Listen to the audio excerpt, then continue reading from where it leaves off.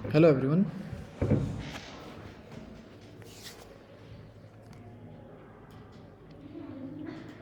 Hello, sir. Today we will discuss on Quora. प्रतीक्षा आपने क्वेरा पे work किया था, शायद हमारी उस पर बात हुई थी, तो आपकी वो क्वेरी रिजोल्व हो गई आई थिंक। वो कोलैप्स नहीं हुआ था आपका हाँ आर्टिकल। जी। हाँ, जो आपका आंसर था वो कोलैप्स नहीं हुआ था। उसके जो टॉपिक्स था उस पर ऑलरेडी 1.5 के आंसर्स हो रखे थे, तो जो आपका आंसर है वो टॉप 10 में इसलिए नहीं शो हो रहा आपको। तो उसके लिए हमें मतलब आपको क्या करना पड़ेगा, परफॉर्मेंस देखना पड़ेगा। शायद मैंने आपको बताया था जो हमने मॉर्निंग क्लास की थी, तो आपने देखा है किसी ने कि परफॉर्मा किस तरीके से होना चाहिए आंसर का क्वेरा पर।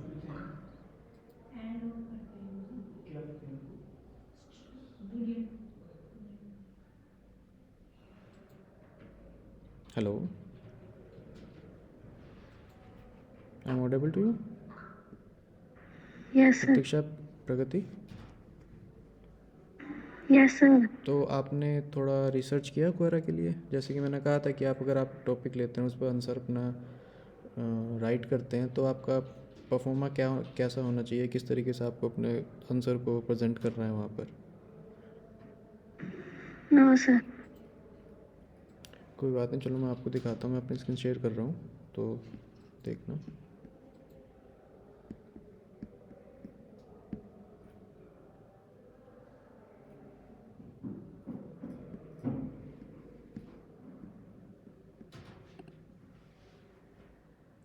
विजिबल हो रही है स्क्रीन? Yes sir. ओके। तो ये वो कोरा का आंसर है जो प्रतीक्षा ने अपलोड किया है।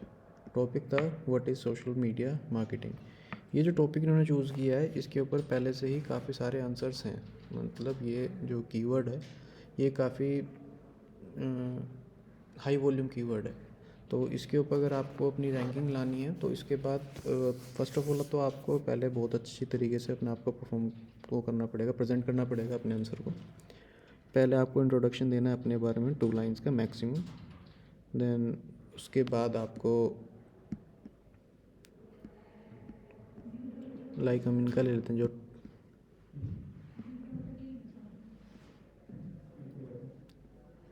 ये देख रहे हैं आप।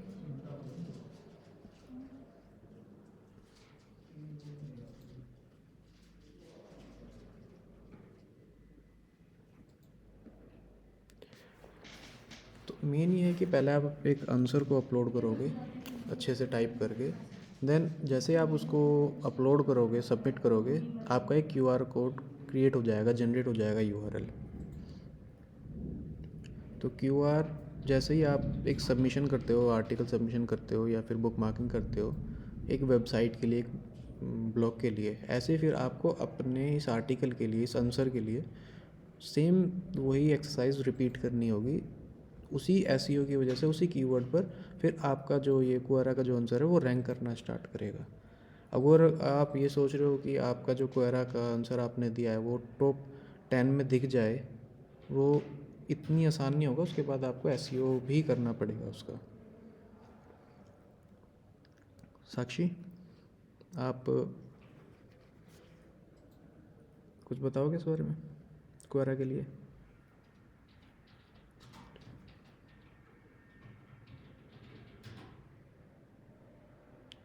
साक्षी।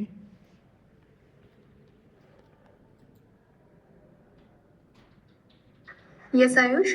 हाँ, तो मैं कह रहा हूँ कि अगर क्वेरा पे हम और कुछ भी ऐड कर सकते हैं। सॉरी, रिपीट करना प्लीज। अच्छा, मैं कह रहा हूँ कि जैसे क्वेरा पे अभी हम सिर्फ क्वेश्चन आंसर कर रहे हैं, मीन्स जो क्वेश्चंस पुट अप मतलब पहले से ही अपलोडेड हैं उनके आंसर कर रहे हैं ये। तो अगर हम एक टॉपिक के ऊपर अगर इनसे राइट कराते हैं, मतलब एक टॉपिक दे देते हैं उसके ऊपर ये अपने आप उसका आंसर लिखते हैं, तो ज़्यादा अच्छा रहेगा रादर दैन कि अगर कोई क्वेश्चन पहले से पुट अप है उसके ऊपर करना। स्टार्टिंग में तो हमें वही करना चाहिए, जो क्वेश्चन पहले से पुटअप है उस पे करना चाहिए। ठीक है, तो फिर क्वेश्चंस तो फिर प्रगति, प्रतीक्षा आपको खुद सेलेक्ट करने पड़ेंगे जो आपके लिए ठीक रहेंगे, जिन पर आप ज़्यादा कॉन्फिडेंट रहेंगे, क्योंकि अगर हम देते हैं तो फिर आपको रिसर्च करनी पड़ जाएगी उसके लिए। तो वो आप अपने सेलेक्ट इंटरेस्ट बेस्ड आप क्वेश्चंस निकाल लीजिए। Okay ma'am. तो अगर हम वो क्वेश्चन सिलेक्ट करते हैं जिसमें आंसर्स कम किए हुए हैं, तो उस पे फिर ज़्यादा बेनिफिशियल रहेगा क्या? नहीं नहीं, ऐसा नहीं होता है कि जिस पे आंसर कम है या कुछ है, ऐसा कुछ नहीं होता। वो क्वेश्चंस के ऊपर, टॉपिक के ऊपर, आप टॉपिक क्या सेलेक्ट कर रहे हो, तो आपको टॉपिक देखना है। क्वेश्चन ऐसा नहीं कि उस पर आंसर कम होंगे, उससे रिलेटेड कोई एक और क्वेश्चन होगा जो उस पर आंसर ज़्यादा होंगे।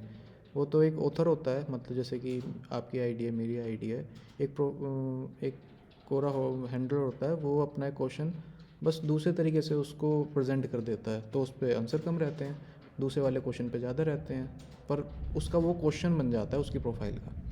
ये फ़र्क होता है बस। अब आप सोशल, स्टार्टिंग में हमें अपनी प्रोफाइल बिल्डअप पे फोकस करना है। करेक्ट।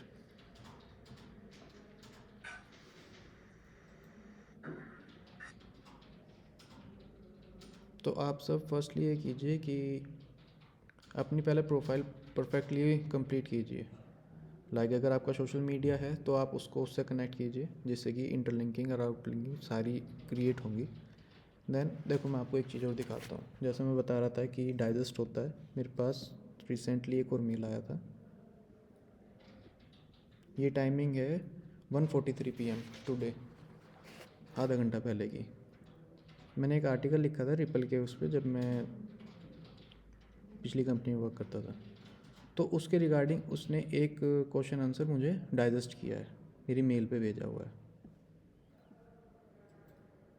मुझे कोरा चलाए हुए काफ़ी साल हो गए, 2-3 साल हो चुके हैं कोरा को टच किए हुए, पर इसने क्या करा, ये मुझे आज भी डाइजेस्ट भेज रहा है, मतलब न्यूज़ लेटर्स भेज रहा है।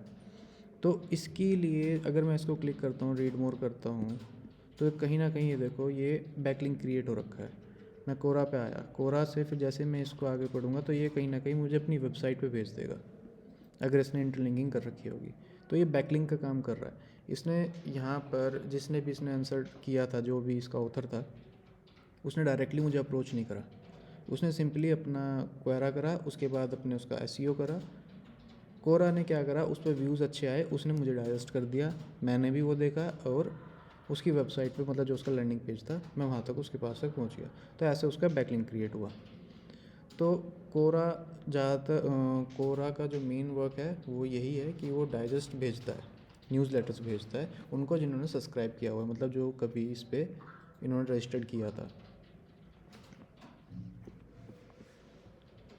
तो आई थिंक आपको ये चीज़ें समझ में आई होगी कि हम कोरा को इम्पोर्टेंस दे सकते हैं अगर हमें अच्छे बैकलिंक्स चाहिए तो। मीडियम, रेडिट, हम इसके बारे में और आगे डिस्कस करेंगे। रेडिट भी बहुत अच्छा है, पर रेडिट में अगर आप थोड़ी सी भी डुप्लीकेसी लेके आते हो, कॉपी लेके आते हो, तो वो आपका अकाउंट सस्पेंड कर देता है। वो बहुत सेंसिटिव होता है वो जो रेडिट है। बट ये पूरे के पूरे इस तरीके से कि आपका अपना एक अलग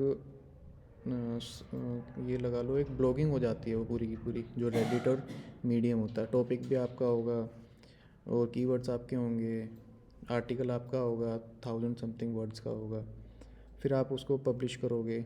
लोग जैसे कि हम एक सिंपल ब्लॉग पब्लिश करते हैं, वो ऐसे ही पब्लिश होता है।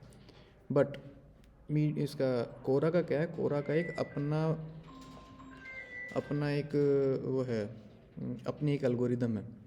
ये उसी पे ही आपके आर्टिकल को अप डाउन देता है, उसको मार्किंग देता है, उसको शेयर करता है।